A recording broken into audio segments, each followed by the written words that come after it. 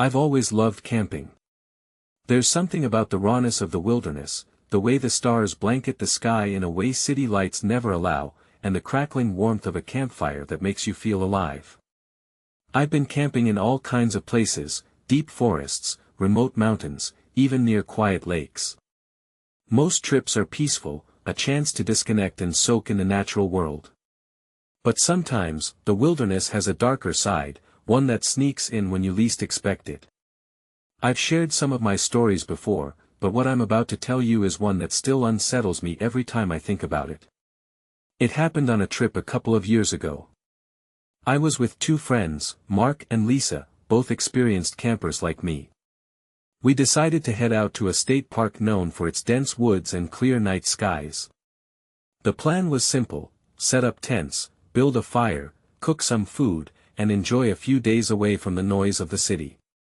Our campsite was about a mile from the nearest trailhead, tucked away in a small clearing surrounded by tall pines and oaks. The ground was soft with pine needles, and the air smelled fresh, tinged with the earthy scent of moss and damp leaves. We arrived just before sunset, hurried to pitch our tents before the light faded, and then gathered some wood for the fire. That first evening felt perfect. We sat around the fire, sharing stories and roasting marshmallows. The sky above us was a deep indigo, scattered with stars so bright it felt like you could reach out and touch them. Owls hooted in the distance, and a light breeze rustled the branches overhead. It was exactly the kind of escape we'd been craving.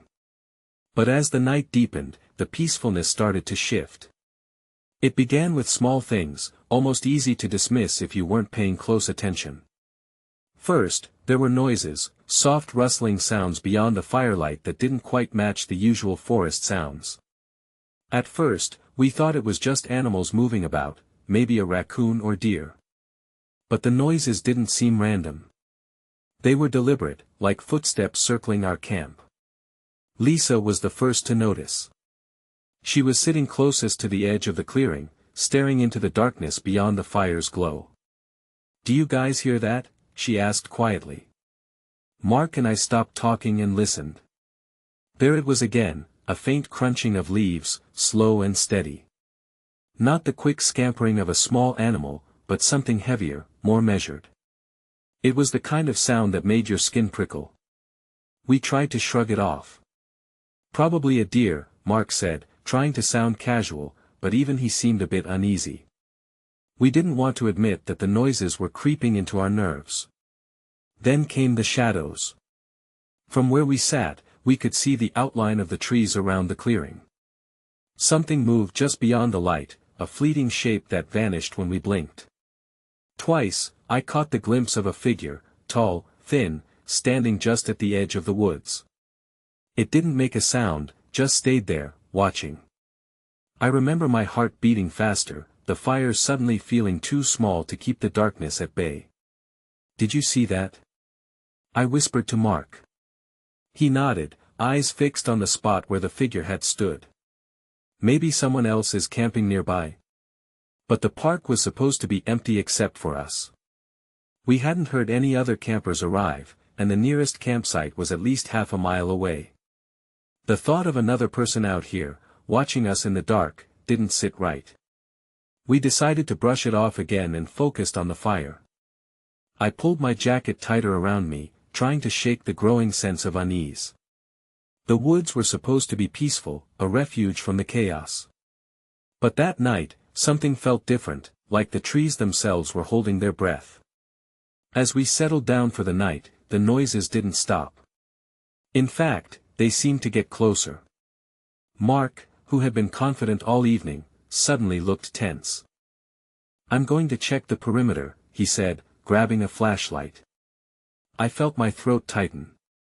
We hadn't planned on wandering off into the woods at night, but I understood his need to know if we were really alone. Lisa and I stayed by the fire, watching the beam of his flashlight sweep through the trees. Minutes passed, but Mark didn't return. The noises around us grew louder, footsteps crunching leaves, faint whispers carried on the wind, and something else I couldn't quite place, a low, almost humming sound that seemed to vibrate through the air. I stood up, calling Mark's name, my voice cracking in the cold night. Lisa joined me, shining her flashlight into the darkness. We started to feel trapped, like the darkness itself was closing in. Then, just as suddenly as they started, the noises stopped. The forest went quiet, too quiet. No rustling, no footsteps, no whispers, only the crackling of the dying fire. Mark still hadn't come back. We waited, frozen in place, the silence stretching on. Then a shadow moved again at the edge of the clearing. This time, it was closer, and the figure's form was clearer, a man, tall and thin, standing just beyond the tree line. He didn't step forward or call out. He just watched us. Lisa grabbed my arm, her voice barely a whisper. "Who is that?" I didn't have an answer. We stayed huddled by the fire, eyes locked on the figure until the first light of dawn began to creep over the horizon. When morning finally came, and with it the safety of daylight, the man was gone. We never saw him again, but the feeling of being watched stayed with us long after we packed up and left. That night marked the first time I realized that even in the most beautiful, seemingly tranquil places, there can be something lurking just beyond the firelight, something that turns the wilderness from a haven into a place of unease. And that's a feeling that sticks with you, long after the stars have faded. After that first unsettling night, the tension between us was thick, though none of us wanted to say it aloud. The woods had shifted somehow, the peaceful wilderness replaced by an atmosphere that felt heavy and watchful.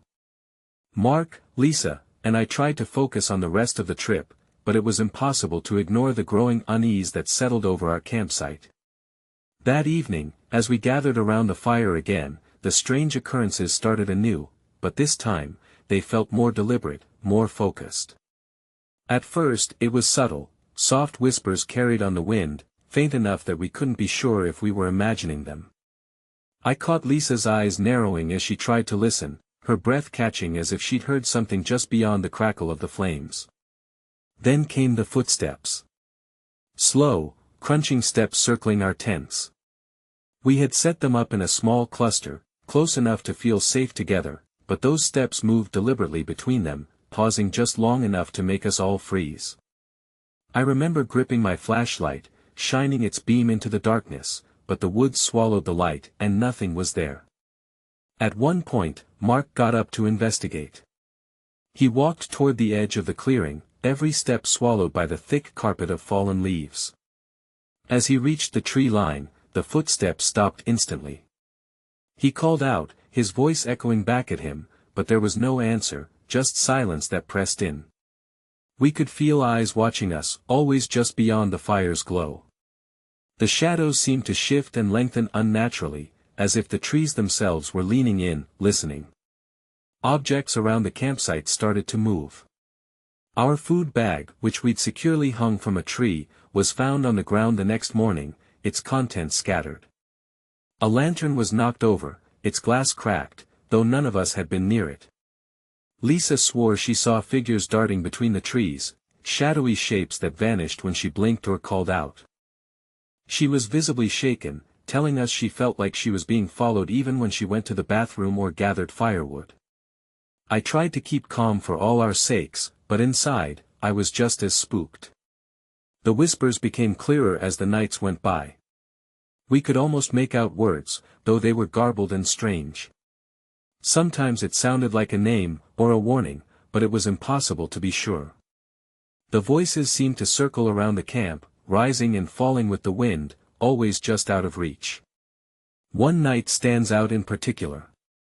We were all in our tents early, exhausted from the day's hike, but none of us could sleep. Around midnight, I was jolted awake by the sound of something outside my tent, a slow scraping noise, like nails or claws dragging against the fabric. I froze, heart pounding, as the sound moved around me, circling the tent. I whispered Lisa's name, and through the thin walls, I could hear her trembling voice on the other side. Mark was silent, but I knew he was awake too. The scratching grew louder, accompanied by low, almost guttural breathing just beyond the flaps. Then the whispers started again, clearer than ever. I tried to make out the words, but they twisted and warped in my mind. It was like a chant, or a curse. The feeling of being watched tightened its grip, making it impossible to relax. Suddenly, the noise stopped. The night fell completely silent, so still I could hear my own breathing. Then, from the corner of my eye, I saw a shadow slip past the tent's opening, a tall, thin figure moving just beyond the edge of the firelight. I wanted to scream, to bolt, but I was frozen. The shadow lingered, watching, before disappearing into the darkness as quickly as it had come. The next morning, we found strange symbols carved into the bark of the trees surrounding our campsite, rough, jagged marks that none of us recognized. They weren't natural, and they hadn't been there when we arrived. The carvings looked fresh, as if made overnight. Mark tried to brush it off as the work of pranksters or vandals, but Lisa was convinced it was something else. "Whatever's out here doesn't want us," she said, her voice barely above a whisper. "It's warning us." The feeling of unease grew with every passing hour. We started keeping the fire burning late into the night, though the flames seemed to do little to dispel the encroaching darkness. The whispers continued, the footsteps circled, and the shadows lingered. On the second night, Lisa woke me up suddenly. "Did you hear that?" she hissed, pointing toward the tree lean. I listened, straining to catch any sound, and then it hit me, a faint, rhythmic tapping, like someone or something was knocking on the trees, moving closer with each beat. It was slow, deliberate, and chilling. We shone our flashlights toward the sound but found nothing. The tapping stopped abruptly, replaced by silence broken only by the crackling fire. When Mark finally woke, we told him what we had heard and seen. He was growing more anxious, his usual confidence replaced by a tight jaw and darting eyes. We decided to pack up the next morning, but that night, the tension boiled over. Around 2 a.m., I was jarred awake again, this time by a noise right outside our tents. I peeked through the tent flap and saw something that made my skin crawl. A figure stood just beyond the firelight, barely visible in the moonlight filtering through the trees. It was tall and thin, its features obscured by shadow, but it wasn't quite human. The way it moved was too stiff, too unnatural, like it was watching us, waiting. Lisa and Mark were awake too, and we gathered quietly, shining our flashlights toward the figure. It didn't flinch or move away. Instead, it tilted its head slowly, as if studying us. Then, without warning, it vanished, melting into the darkness like smoke. The experience left us breathless and shaking. We knew we needed to get out of there, but the forest felt like a trap, closing in around us. The unease wasn't just from what we'd seen or heard, it was the sense that we were being hunted, stalked by something that didn't belong in the woods. That night, despite the fire burning low, the shadows seemed to press closer, and the whispers grew louder, more urgent. It was as though the forest itself was alive with something watching, waiting for us to make a mistake. The eerie presence haunted us, making every rustle of leaves a potential threat, every shadow a warning. We were no longer just campers enjoying the quiet of the wild, we were intruders in a place that didn't want us there. That third night was the worst. The sense that we were not alone had grown from a whisper in the dark to a suffocating presence. The forest felt like it was closing in, and the line between reality and something else started to blur. We were no longer just uneasy campers, we were trapped in a nightmare. It began with Mark.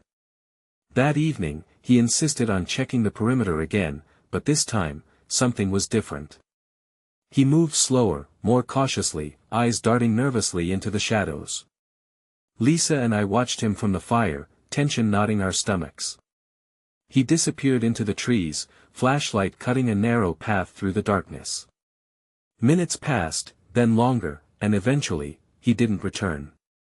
We called his name, voices trembling, but the only reply was the mocking echo of our own panic.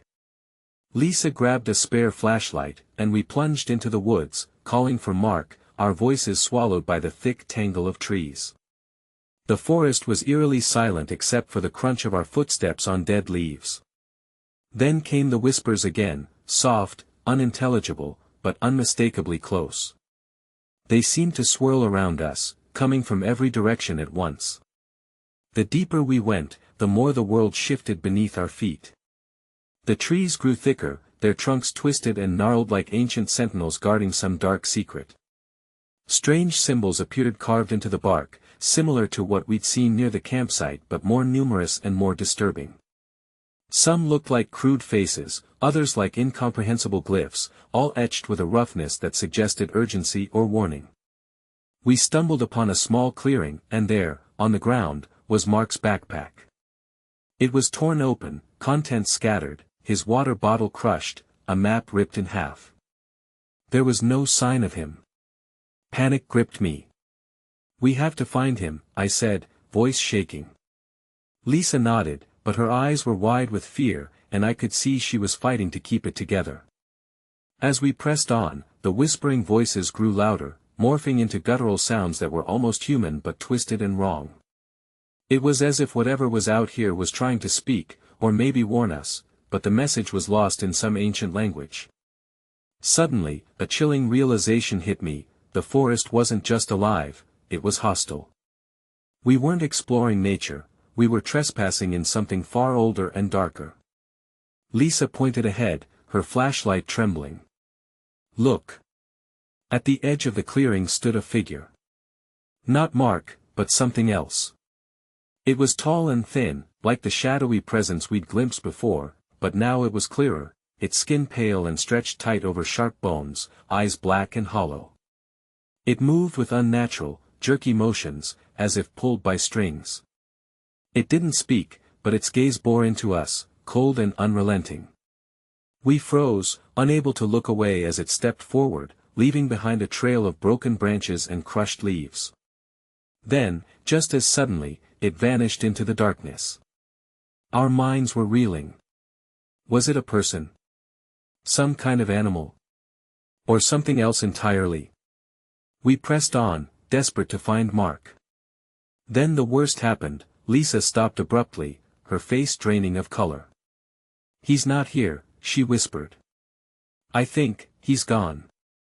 I wanted to deny it, to believe Mark was hiding, playing some cruel joke, but deep down I knew it wasn't true. Something had taken him, or maybe he had run, lost in the dark maze of trees.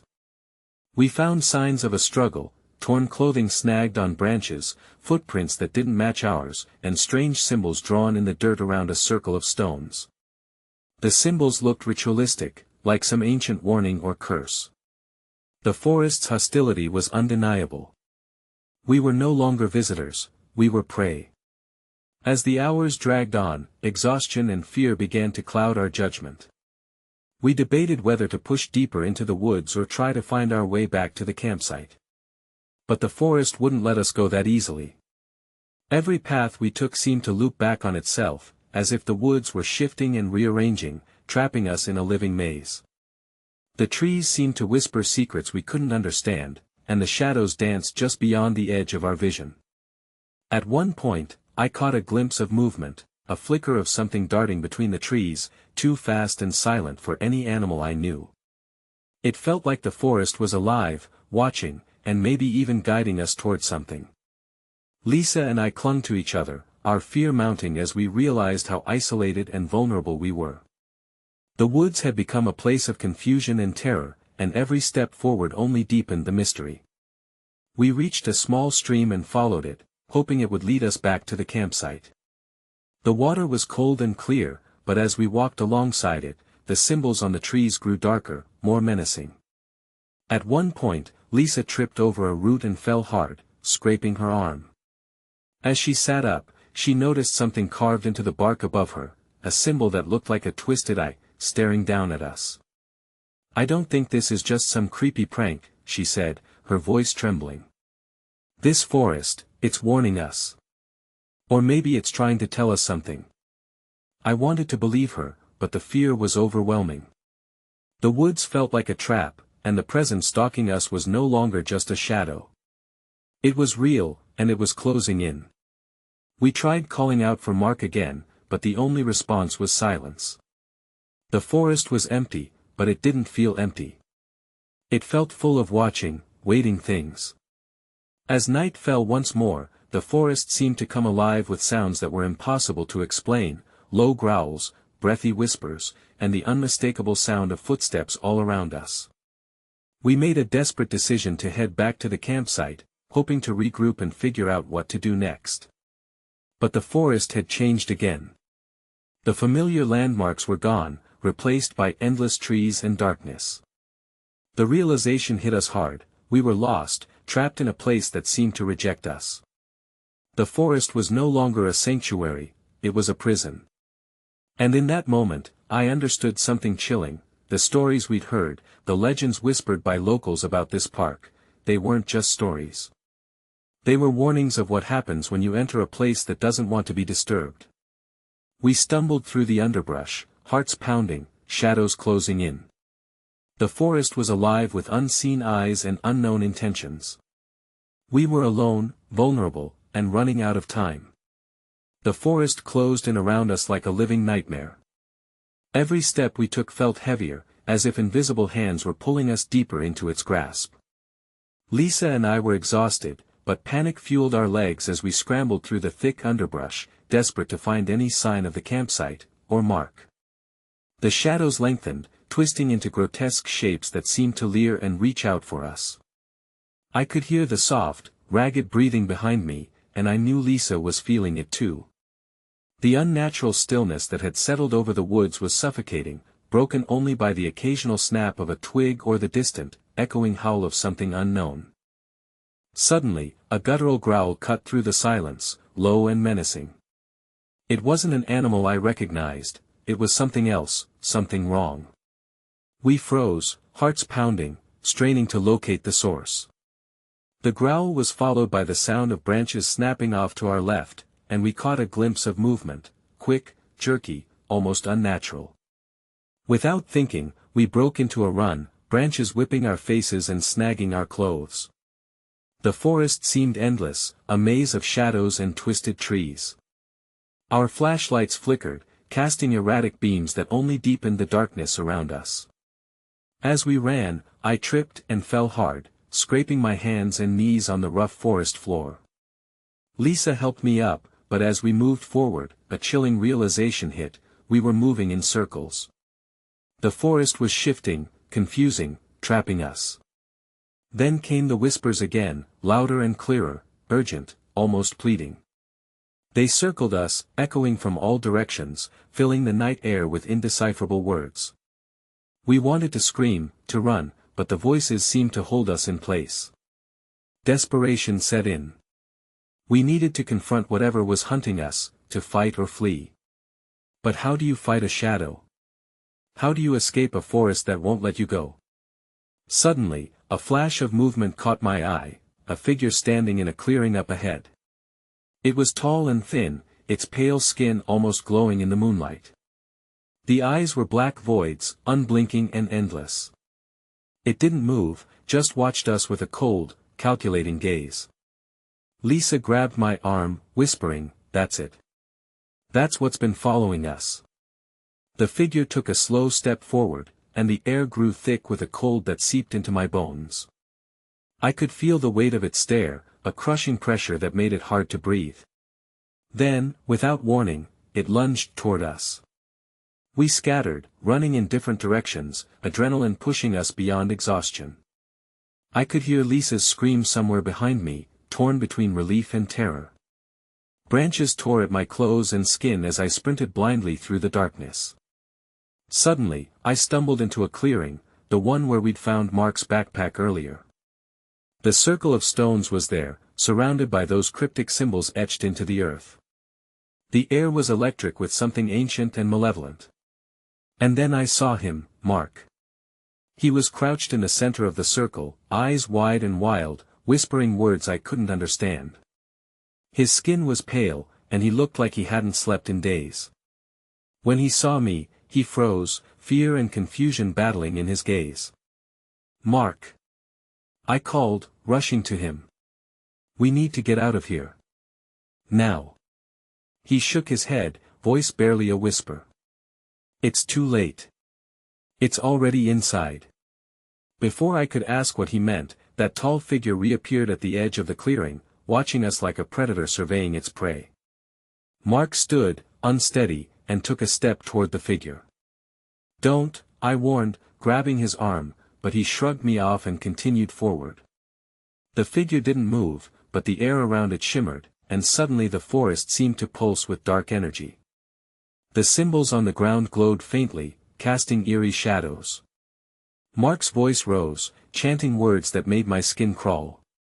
The figure's eyes locked onto his, and for a moment, the night stood still. Then, a sudden crack echoed through the clearing, and the figure vanished as if torn apart by an unseen force. The glow faded, and the forest fell silent again. Mark collapsed, exhausted and shaking. I helped him to his feet, and we hurried back toward the campsite, following the faint glow of the dying fire. When we reached the tents, Lisa was there, pale but unharmed. She told us she'd hidden when the figure attacked, too terrified to move. We gathered close, sharing what little warmth remained from the fire. We knew then that whatever had been stalking us was no longer just watching, it had tried to claim us, to drag us into whatever darkness lived beyond the trees. We were lucky to be alive, but the experience left scars deeper than any physical wound. The forest had shown us its true face, a place where ancient, malevolent forces lurked, where the line between the natural and supernatural blurred. As dawn broke, we packed up in silence, the weight of what we'd faced settling over us. The woods behind us seemed calm again, but we knew better. The darkness was still there, waiting for the next foolish souls to wander in. And we were left to wonder, what had Mark meant when he said, "It's already inside"? We left the forest with a heavy quiet settling over us, the kind that follows you long after you've escaped the physical place. The drive back was a blur of exhausted silence and stolen glances, each of us wrestling with the weight of what we'd endured. The woods behind us had returned to their peaceful appearance, but we all knew that the darkness hadn't left, it had simply retreated, waiting. In the days that followed, the experience haunted me. I found myself jumping at every sound, the creak of a floorboard, the rustle of leaves outside my window. Sleep was elusive, the nightmares came with a relentless rhythm, filled with whispering voices and shadowy figures lurking just beyond my vision. Sometimes, in the quiet moments, I thought I could feel eyes watching me, just as they had in those woods. Mark was different. He grew withdrawn, avoiding conversation and shutting himself off from the world. His eyes held a haunted look, like he was constantly fighting some unseen battle within. When I asked him about it, he wouldn't say much, only murmuring that the forest had marked him, that whatever had touched him was still inside. Lisa, too, carried scars beyond the visible. She became hypervigilant, reluctant to be alone or in the dark. The forest had changed her, and none of us could escape that truth.